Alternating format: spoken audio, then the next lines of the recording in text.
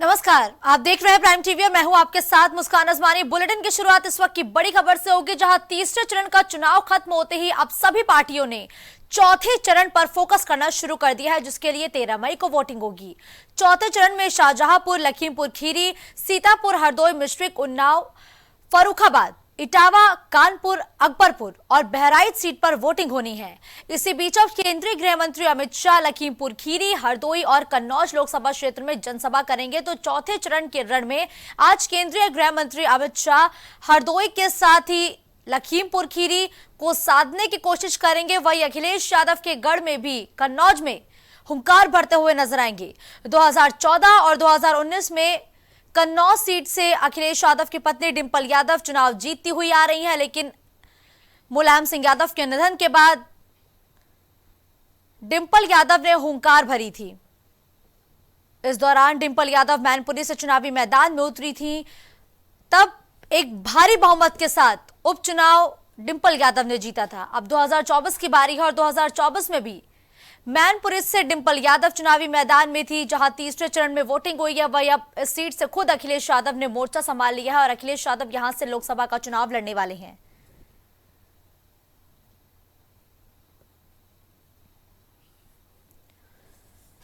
तो हरदोई, लखीमपुर खीरी और कन्नौज दौरे पर जाएंगे आज केंद्रीय गृह मंत्री अमित शाह। वही हरदोई में तो एक शक्ति प्रदर्शन देखने को मिलेगा, क्योंकि हरदोई ये वो जिला है जहां आज बसपा सुप्रीमो मायावती भी मौजूद रहेंगी।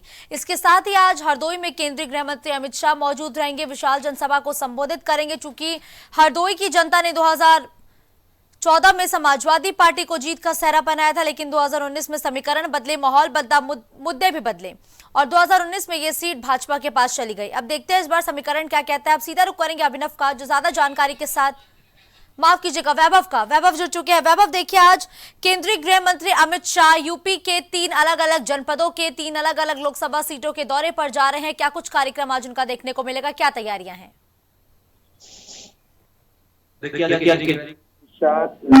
कन्नौज और सीतापुर, लखीमपुर, कन्नौज और हरदोई के दौरे पर रहेंगे और यहाँ पे वो केंद्र की जो भी योजनाएं थी उनका अनावरण करेंगे। लोगों को, जनता को बताएंगे कि क्या कुछ केंद्र की योजनाएं थी और जनता से बीजेपी के पक्ष में वोट मांगने की अपील करेंगे। देखिए वैभव, जिन 3 सीटों पर आज केंद्रीय गृह मंत्री अमित शाह दौरे पर जा रहे हैं, उनमें से एक सीट ऐसी है जो समाजवादी पार्टी का गढ़ है, कन्नौज, जहां से खुद अखिलेश यादव इस बार चुनावी मैदान में उतरे। क्या लगता है यहाँ पर मुकाबला कितना दिलचस्प होने वाला है? देखिए, कन्नौज हमेशा से कहा जाता है कि समाजवादी का गढ़ रहा है।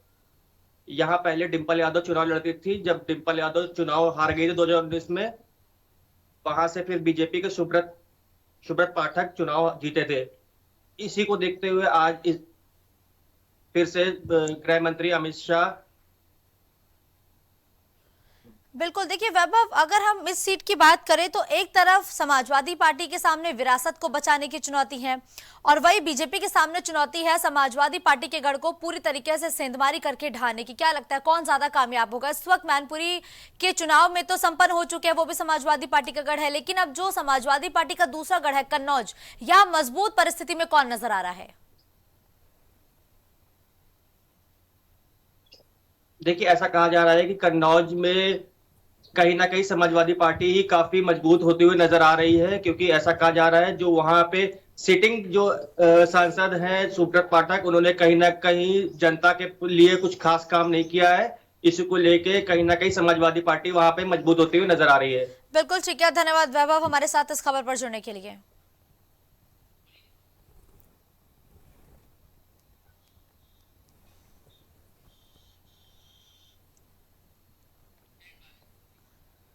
10 राज्य और एक केंद्र शासित प्रदेश की 93 लोकसभा सीटों पर 7 मई को 67.93% तक की वोटिंग हुई है। इन आंकड़ों में अभी और इजाफा हो सकता है। वही 2019 के लोकसभा चुनाव के थर्ड फेज में 116 सीटों पर चुनाव हुए थे। इस दौरान 68.40% वोटिंग हुई थी। चुनाव आयोग के वोटर टर्नआउट ऐप के मुताबिक असम में सबसे ज्यादा 81.71% वोट डाले गए, जबकि सबसे कम वोटिंग यूपी में हुई है। 57% लोगों ने ही महज यूपी में अपने घरों से बाहर निकलते हुए मताधिकार का इस्तेमाल करते हुए नजर आ रहे थे। और तीसरे चरण में पश्चिमी यूपी की 10 लोकसभा सीटों पर बीते दिनों वोट डाले गए थे। अब बारी है चौथे चरण की, लेकिन लगातार वोटिंग परसेंटेज कम हो रहा है। और ये वोटिंग परसेंटेज कम होने से किसको फायदा है, किसको नुकसान है, ये सवाल बड़ा है। वापस वैभव का रुख करेंगे, ज्यादा जानकारी के साथ जुड़ चुके हैं वैभव। देखिए, लगातार 3 चरणों का चुनाव हम निकाल चुके हैं, आधी से ज्यादा लोकसभा सीटों पर चुनाव संपन्न हो चुके हैं, लेकिन चुनाव दर चुनाव जो वोटिंग परसेंटेज है वो लगातार घट रहा है। आखिर इस घटते हुए वोटिंग परसेंटेज के मायने क्या है? देखिए, 2019 के मुकाबले अगर देखा जाए तो इस बार वोटिंग प्रतिशत कम हुआ है। ये जो तीसरे चरण का चुनाव हुआ था, अगर उसको 2019 के मुकाबले देखा जाए तो कहीं ना कहीं वोटिंग प्रतिशत कम हुआ है। ये ऐसा माना जा रहा है कि वोटिंग प्रतिशत कम होने का मेन मायना ये है कि जो इस समय गर्मी है, ये मेन मतलब माना जा रहा है कि इस समय वोटिंग प्रतिशत जो कम होने का। लेकिन वैभव देखिए, अगर हम वोटिंग परसेंटेज की बात करें तो जिन राज्यों में कल चुनाव हुए हैं, जहां पर बीजेपी मजबूत स्थिति में है, वहां पर कम वोटिंग हुई है, जबकि पश्चिम बंगाल, असम, यहां पर बीजेपी इतनी मजबूत नहीं है, यहां वोट ज्यादा हुए हैं। तो इससे बीजेपी को क्या नुकसान होने की अटकलें लगाना मुनासिब है? देखिए, जो राजनीतिक समीकरण बनाए गए हैं उसको देखते हुए भी कहीं ना कहीं जनता नाखुश होते हुए नजर आ रही है। इसी को लेके हुए भी जो वोटिंग प्रतिशत कम होता हुआ नजर आ रहा है। और ऐसा देखने में आएगा कि कहीं ना कहीं बीजेपी को इसका घटता हुआ क्रम देखने को सामने मिलेगा। लेकिन देखिए वैभव, एक बात और गौर करने वाली है, तीसरे चरण का चुनाव खत्म हो चुका है, लगातार विपक्षी दल यही कह रहे हैं कि इसका सीधा नुकसान बीजेपी को हो सकता है। जो विश्लेषक है राजनीति के, वो भी लगातार यही कह रहे हैं कि कम मतदान का प्रतिशत, यानी कि जो सत्ता पक्ष है, उसको सीधे तौर पर नुकसान होना। जी बिल्कुल मुस्कान, आपने सही कहा है कि कम वोटिंग प्रतिशत कहीं ना कहीं बीजेपी को घाटा देखते हुए सामने मिलेगा। इसी को देखते हुए लगातार बीजेपी के जो शीर्ष नेतृत्व है लगातार चुनाव प्रचार कर रहे हैं कि बीजेपी के पक्ष में लगातार वोट गिरता हुआ नजर आए। बिल्कुल ठीक है, धन्यवाद वैभव इस खबर पर हमारे साथ जुड़ने के लिए।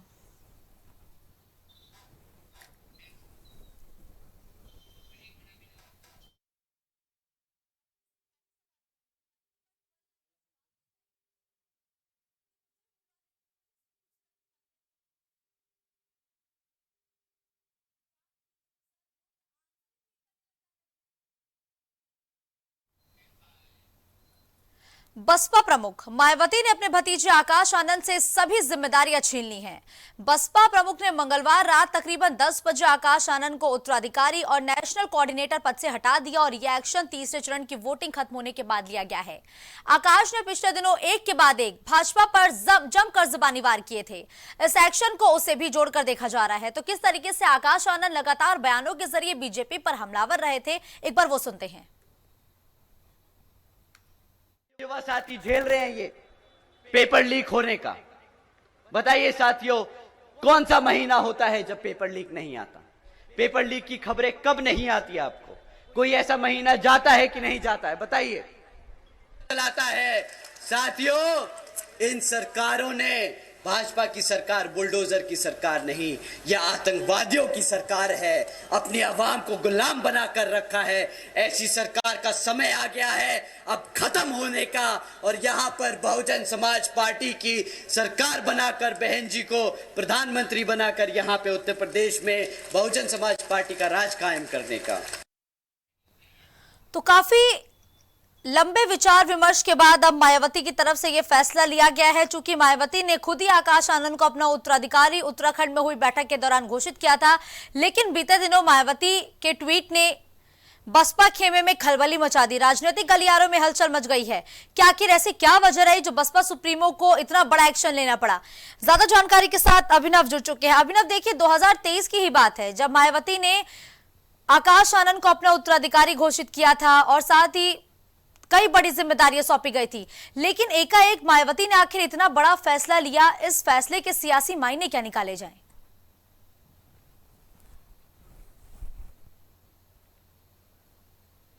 आकाश आनंद जो उनके पार्टी में नेशनल कोऑर्डिनेटर और मायावती के उत्तराधिकारी थे वो अब नहीं रहे, अब उस पे अपने पद पे नहीं रहेंगे। तो कहीं ना कहीं आकाश आनंद को एक बड़ा झटका माना जा रहा है।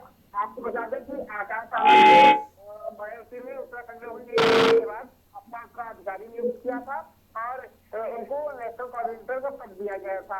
वो लगातार पहले दूसरे चरण के दौरान चुनाव प्रचार में डटे रहे, लेकिन पिछले करीब एक हफ्ते से वो लगातार चुनाव प्रचार से गायब दिखाई दे रहे थे। वो वापस सभी अपने तय कार्यक्रम को रद्द करके दिल्ली दौरे पे वापस दिल्ली चले गए थे, सभी दौरे रद्द करके। और ऐसे में एक खबर आई जिसमें मायावती ने एक पोस्ट करके उनको अपना जो उत्तराधिकारी घोषित किया था वो बदल दिया और उनसे नेशनल कोऑर्डिनेटर का जो पद था उससे हटा दिया गया है उनको।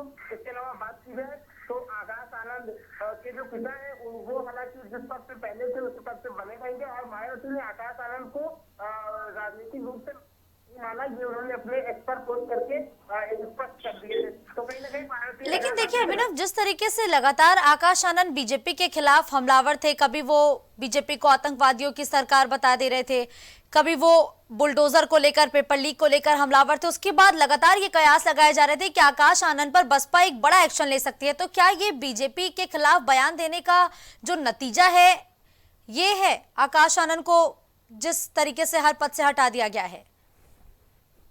इसको इससे भी जोड़ के देखा जा रहा है कि बीजेपी पे आकाश आनंद ने बहुत जबरदस्त हमले किए और सरकार को आतंकवादी तक कह दिया। उसके बाद उनके सीतापुर में FIR होती है और फिर उनको वापस दिल्ली बुला लिया जाता है।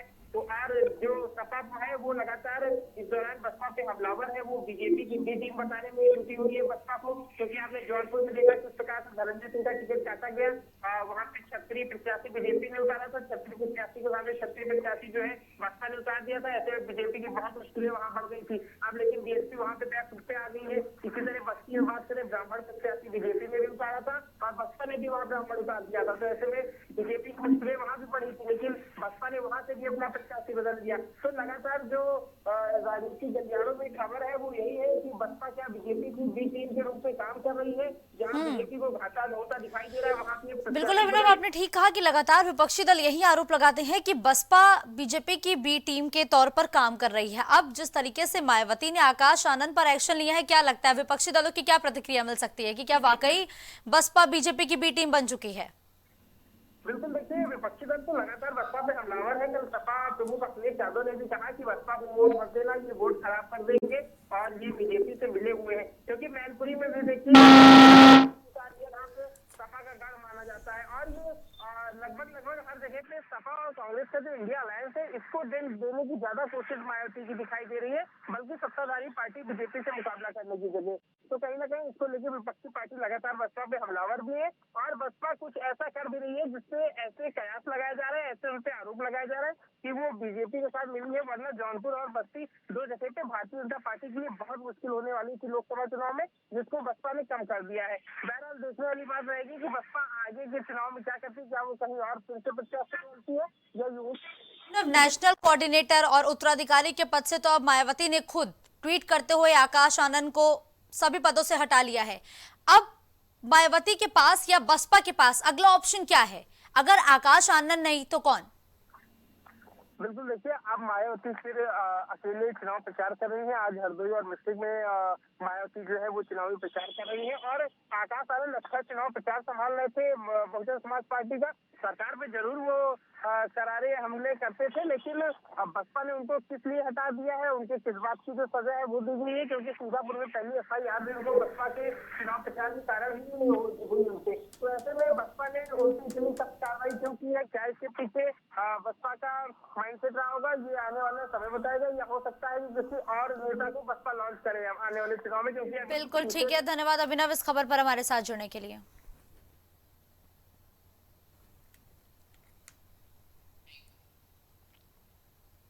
सपा सुप्रीमो अखिलेश यादव आज शाहजहांपुर, फर्रुखाबाद, हरदोई और मिश्रिक लोकसभा सीट के पार्टी के प्रत्याशियों के समर्थन में प्रचार करेंगे। अखिलेश सबसे पहले तकरीबन 11:15 बजे शाहजहांपुर की सपा प्रत्याशी ज्योत्सना गोंड के समर्थन में जनसभा करेंगे। इसके बाद दूसरी जनसभा 12:20 पर Christian inter college ground Farrukhabad में होगी।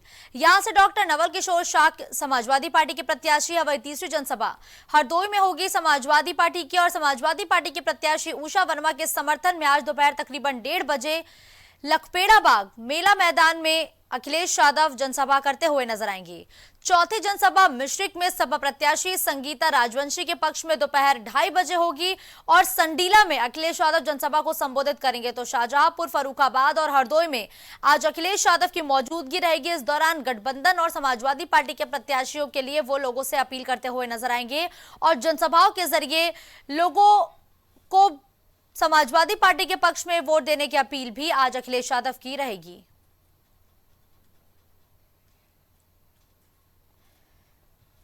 तो अखिलेश यादव आज अलग अलग जनसभाओं को संबोधित करेंगे। चौथे चरण की सभी सीटों पर आज अखिलेश यादव मजबूती से हुंकार भरेंगे, लोगों के बीच पहुंचेंगे। जनसभाओं के जरिए आज अखिलेश यादव जनाधार बढ़ाने की पूरी कोशिश करते हुए नजर आएंगे।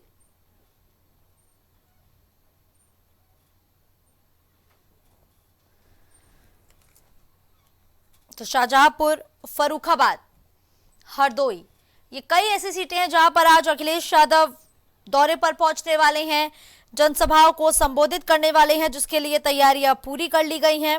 और इसके साथ ही कार्यकर्ताओं में भी आज जोश भरने का काम अखिलेश यादव करने वाले हैं।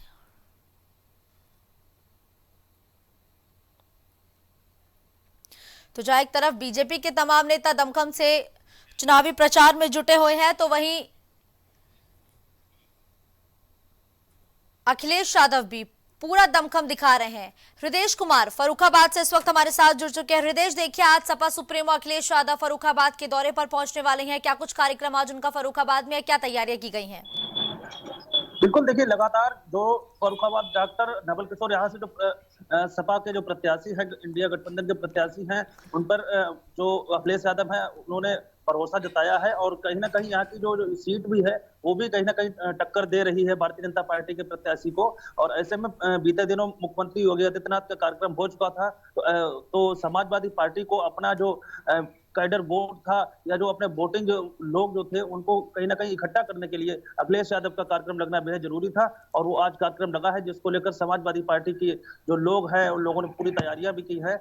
और इसके अलावा उनके साथ में प्रोफेसर लक्ष्मण यादव एवं अन्य लोगों के भी आने की आशंका जताई जा रही है। बिल्कुल, देखिए फर्रुखाबाद में चौथे चरण में मतदान होने हैं, यानी कि चौथे चरण के दौरान जब जनता अपने मत का इस्तेमाल करने घरों से बाहर आएगी तो वो कौन से मुद्दे होंगे जो गेम चेंजर हो सकते हैं फर्रुखाबाद में? फर्रुखाबाद की अगर बात करें तो यहाँ विकास के मामले में जो बहुत पिछड़ा है, यहाँ के जो रोड है वो आज भी सिंगल रोड है। यहाँ पर खराब रोडों को लेकर या यहाँ की शिक्षा व्यवस्था को लेकर, यहाँ की स्वास्थ्य व्यवस्था को लेकर, यहाँ पर हमेशा जो जनता है उसने हमेशा जो भारतीय जनता पार्टी के जनप्रतिनिधि हो उन पर हमेशा ये सवाली निशाना उठाया है कि गंगा एक्सप्रेस वे कहाँ है। इसके अलावा एक ग्रीन फील्ड एक्सप्रेस और बन रहा था, वो भी यहाँ से नहीं निकला, जो कि मैनपुरी से निकलने की आशंका जताई जा रही। तो ऐसे में ये दो एक्सप्रेस फर्रुखाबाद से चले गए हैं, तो इनको लेकर जो यहाँ की जो जनता है वो आक्रोशित रहती है। इसके अलावा यहाँ 4 महीने के लिए जब बाढ़ आती है तो यहाँ का एक हिस्सा जो अमृतपुर गांव है, अमृतपुर जो क्षेत्र है वो पूरी तरीके से बाढ़ में डूब जाता है, जिसको लेकर यहाँ पे हमेशा ही ये मुद्दा बना रहता है कि जो बाढ़ है उससे बचाव कैसे किया जाए और किसानों को जो नुकसान हो रहा है उसको कैसे बताया जाए। जी बिल्कुल, देखिए आज अखिलेश यादव जब फर्रुखाबाद के दौरे पर जाएंगे तो क्या लगता है कि अखिलेश यादव के दौरे का असर वोटों पर भी पड़ेगा क्या? देखिए कहीं ना कहीं युवा नेता है और युवा जो यहाँ के हैं अखिलेश यादव से बहुत ज्यादा प्रभावित भी हैं और समाजवादी पार्टी का ये गढ़ भी रहा है। समाजवादी पार्टी के जो सैफई परिवार है उससे कई रिश्ते भी रहे हैं, तो कहीं ना कहीं अखिलेश यादव के यहाँ पहुंचने पर एक बड़ा फायदा यहाँ के उनके जो प्रत्याशी उनको मिलेगा। इसके अलावा भारतीय जनता पार्टी का नुकसान हो सकता है। बिल्कुल ठीक है, धन्यवाद हृदेश कुमार हमारे साथ इस खबर पर जुड़ने के लिए।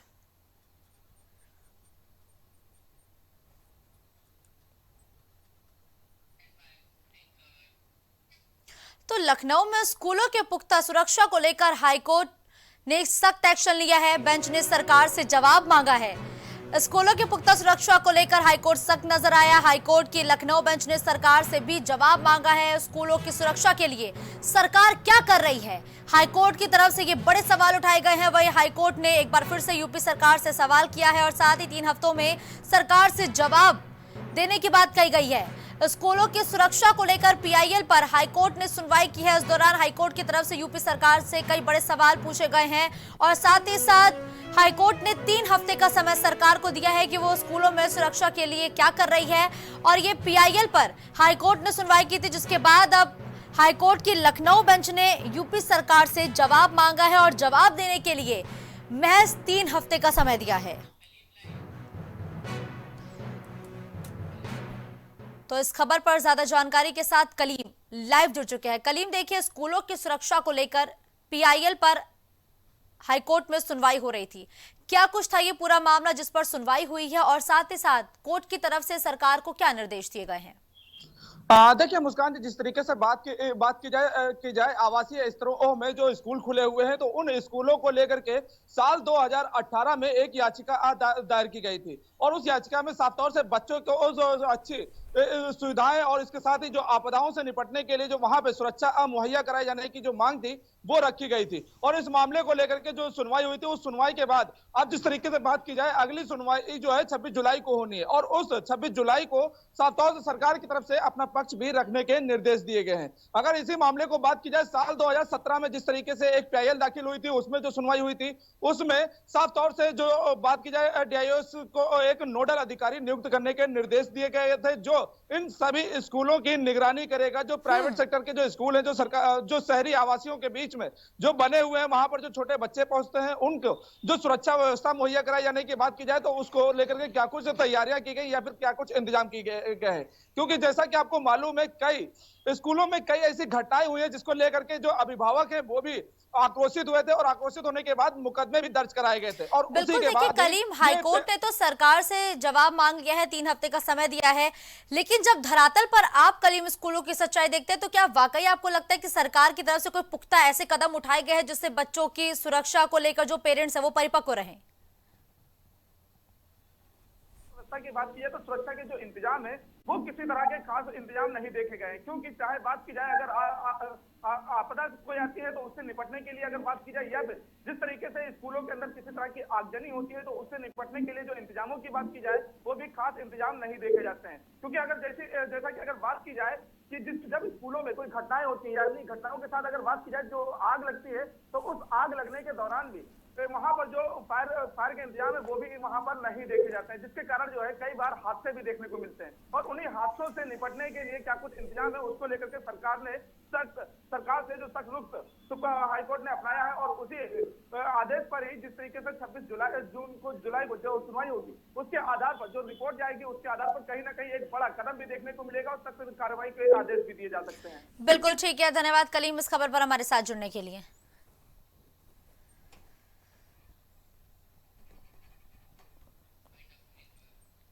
इस बुलेटिन में फिलहाल के लिए बस इतना ही। देश और दुनिया की बड़ी खबरों के लिए आप देखते रहें प्राइम टीवी।